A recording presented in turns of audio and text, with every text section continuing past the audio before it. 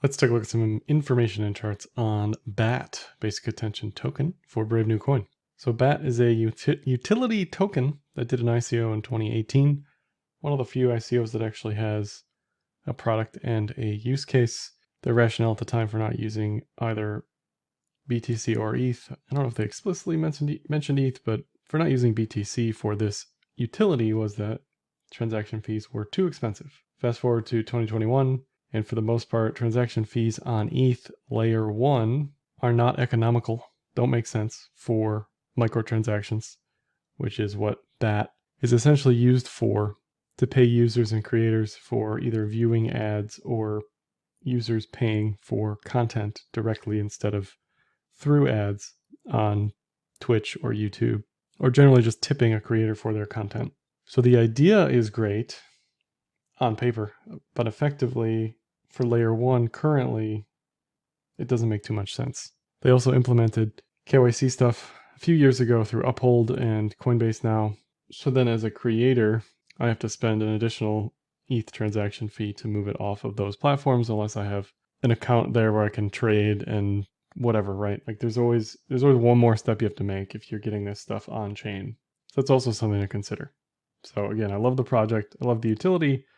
Browser is great. I don't use it personally, but it makes less and less sense for any microtransactions to occur on layer 1 of kind of anything, because the dirty little secret of all of blockchain is once people come to your chain, invariably transaction fees go up. So that's my BAT spiel. So again, I like what they're doing. They have DeFi, they have NFTs, they have a DEX. All this stuff is kind of built into Brave. You can connect Gemini, you can connect Binance.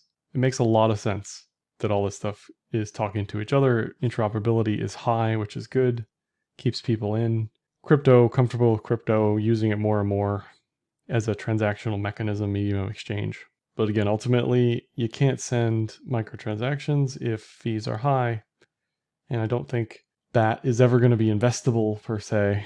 We'll look at the technicals at the end, but there's always people in the comments of these videos saying that, BAT's going to go to infinity and whatever else. That's fine. But I'm just not in that camp personally.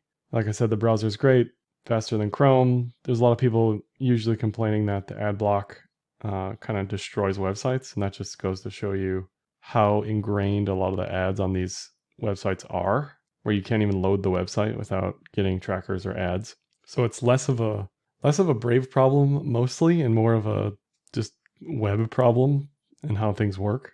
But if you start to use Brave and things start breaking, you'll know what I mean. And they just reported 34 million monthly active users, 12 million daily active users. It's funny to see all these comments talking about issues or people complaining. But the numbers are there, right? You can't deny 12 million people using something. So Brave is still up and running, hot. I think of it as a Firefox fork, but it's more of a Chrome fork. It's a browser fork, okay? It's virtually identical to most browsers that people are using these days. Opera, I don't know. But there's a lot of people using it. People continue to use it. More and more people continue to use it. More and more creators on YouTube and Twitch, I think, personally, is where seeing this stuff is most important. Now, Twitch just has subs for people, or bits, which are donations as well. So there's kind of always a middleman, whether it be Amazon through Twitch or whether it be ETH blockchain, if you're sending BAT around places. And Brave has this program where they pay people for ads, and that's where I believe these token purchases are coming from. So a lot of the on-chain stuff is going to be colored with Brave sending people coin, either sending creators coin or buying coin to send to people for rewards. And even still, transaction counts in the line here have declined continuously since January, February. So you never can be bullish on anything that looks like this, unless these transactions are moving to layer 2 in some fashion, some type of layer 2, whether it be Brave's ledger or Uphold's ledger or Coinbase's ledger. As long as they're off chain, it's not going to show up here, right? So this may be deceptively bearish, but it's certainly baseline in a vacuum. This looks like Ripple, where it's just like flat for 6 years. It's like, okay, well, people are supposed to be using this as a medium of exchange, and it doesn't really look like that's the case, right? So it's harder to be bullish long term when transaction counts are flat. Average transaction values mainly just follow price, and you can see price all-time highs. We saw a spike in average transaction values, and as you see transactions fall off, average transaction values typically rise. If you look at NVT, inverse metric of economic utility, it hit near all-time lows and is rising, so it's telling you that this is increasingly bearish, which makes sense if we're seeing less and less on-chain activity. NVT probably isn't tooled for alts or tooled for things like that, but I like to look at it anyway. And again, much like transaction counts, active addresses are down. So fewer and fewer people are actually transacting BAT on chain, which makes sense if we look at ETH fees, which I don't have up yet, but we can bring those up, average transaction fees, and ETH fees should rise as these BAT transactions fall. That just makes sense, right? Fees got insane and pressed a lot of people out of everything, especially microtransactions. That went down significantly, but it is increasing once again with NFT mania euphoria going on. So if you're an ERC20 and you rely on ETH, you always have to look at ETH fees for that, because that's going to play a big role in on-chain activity.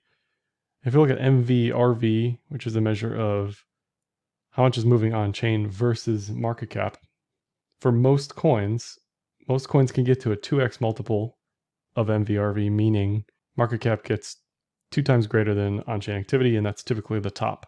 For BAT, not a lot of history here, back to 2018, but it looks like somewhere between 1.7 and 1.85, so not quite 2, but close, has been the top twice now. So let's say BAT increases significantly along with everything else in the market. I would be watching the MVRV here for another spike above 1.8. Let's say price gets to 250 per BAT. I would look to this specifically and use it as an overbought, oversold metric. Historically, anything below 0.6 is a good buy. Anything above 1.7 is a good sell. It's really that simple. And as much as I don't like BAT or don't think BAT makes sense, it is deeply ingrained into DeFi, which is very odd to me. But because of that, it kind of follows the DeFi charts. I'm just looking for the BAT collateral. This is the maker stats, DAI stats, whatever. You can actually lend out your BAT or whatever, use your BAT as collateral. So it's in maker, it's in compound here in a pretty big way, 93 million. It's in Aave in a smaller stack here at 3.7 million market size. And then it's also on Grayscale at 3.9 million. So when something's ingrained like this and it's listed everywhere and it's like deep in the interoperability hole, it's not going anywhere, right? Look at Ripple again. Ripple sort of got delisted everywhere, got delisted from Grayscale for regulatory reasons. So it makes more sense that something like Ripple could just fall off the wayside over time, much like BSV, BCH gets delisted, gets ignored. Nobody really cares about it. And then it just does its own thing. But BAT, because it's part of the ecosystem, is just never going to go anywhere until it's gone from all of these platforms. Not saying that's going to happen. I'm just saying that's my rationale for why BAT even is trading with DeFi stuff right now, as far as correlations are concerned. If we look at the Google Trends for basic attention token, they're kind of all over the place, but they did spike in 2017, 2018. They spiked with a price spike this year and are down significantly again. So you're going to see, if price goes up, you're going to see transactions increase, daily active addresses increase, and you're going to see Google Trends increase. And if you look at the browser, Google Trends for Brave, those are basically sitting at all-time highs still. So definitely a lot of activity, search interest. People curious are switching over to Brave. The numbers back up Brave's numbers as far as what they're saying in their user stats. So if I were to fix Brave, I would get rid of the token completely and just use a stablecoin, right? Like use USDC. Why not?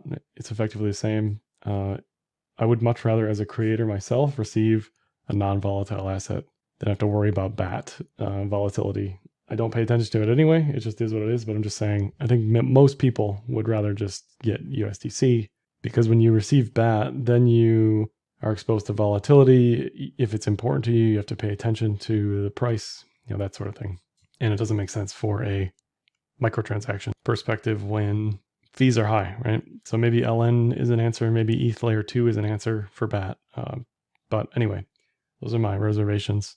Against the token itself, if we look at technicals though, you can't argue with a 5200 bull cross at the bottom, bear cross most recently, and then very likely a pending bull cross again on this chart over the next couple weeks. And 2x from 1.6 is 3.2, right? So if this goes for higher highs, 3.2 is possible, 280 is possible, anything up there, and that is a significant percentage move. And a lot of people get trapped in the integer bias when they can buy, 10,000 BAT versus 0.1 BTC or whatever it is. And that's part of the issue where this attracts a lot of new people, I think, especially if they're interested in altcoins.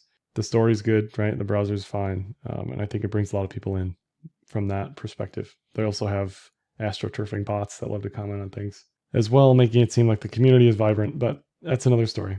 Overall, this looks great for bullish continuation. Looks like the bottom's in, looks like every other chart in crypto right now. If we go to the daily cloud, we have a bullish TK cross below price, below cloud, which is definitely a short close signal. We have a price ready to enter into the cloud itself, which triggers an edge-to-edge move, and I've painted that here in the long P&L calculator. Has a risk reward of 3. So at a bare minimum, this should reach 1.06, much like ETH and BTC are reaching for their respective flat Kumo levels. And your stop loss here is either the Kijun or the cloud. Conveniently, both are around 58 cents. So pretty straightforward trade as far as that's concerned. Kind of a set it and forget it. You buy the dips here, or you just go long and have a stop loss of 58 cents. And you have the golden cross on your side as well in the next few days here if this does pull up any higher. Against BTC, it's historically either been mega ranging sideways, brief pops, but mostly over time has lost value against BTC. So another reason why I wouldn't hold this over BTC over the long period of time. I wouldn't be a BAT hodler or a BAT community member personally because the chart looks like this, right? It's never really had extended strength outside of altcoin markets. It had a chance here in 2019, 2020, but that got denied. And so now what I'd be looking for is some sort of bullish divergence with a deep cut lower here, like we saw in late 2020. Yeah. So we had a lower low in price, higher low in RSI. It was a multi-week div. So those are always more believable. So that's what I'd be watching for here. And the BAT ETH chart, which is probably more pertinent to price than the BAT BTC chart because of the DeFi connection, also looks tragic. Not quite a bull div yet. And again, you saw that bull div here at the end of 2020. Lower lows in price, higher lows in RSI. And I'd be watching for that again. Maybe the same place, right? In Q4, we may see some sort of alt bottom leading into January as people are either risking off or paying for taxes or whatever reasons why it follows the cyclical calendar like that. If you want to spec this stuff, I would definitely be paying attention to anything past all-time lows here with a bullish divergence. As far as the upside is concerned, if it does bottom, you'd expect it to return to this 71457 level, this yearly pivot, this VPVR zone, and then maybe attempt some sort of W thing. I don't know. This could make like a multi-year inverted head and shoulders at this point. It's kind of up in the air, but it's definitely not bullish. Definitely not bullish. So USD pair looks great. BTC and ETH pairs, not so great. Browser, good. Token, I'm not quite on board, but it is deeply ingrained into DeFi and isn't going anywhere anytime soon. Lastly, I will mention the ETH-BTC fund and DeFi portfolio. I trade for Techemy Capital on Enzyme.finance, non-custodial portfolio management tool, where you can send ETH or USDC or just watch what I'm doing. You can see AUM, allocation, performance, all the DeFi coins I'm in, all of the yields I'm doing, all of the deposits, withdrawals down here, as well as the trades, when I'm doing them, for how much. I just bought SNX a few hours ago, bought Melon, which is the Enzyme token, 3 days ago. You can see me going in and out of a whole bunch of lending and borrowing platforms, and the same with the ETH-BTC fund. That's all I have for this one. Like, dislike, comment, share, subscribe. Happy trading.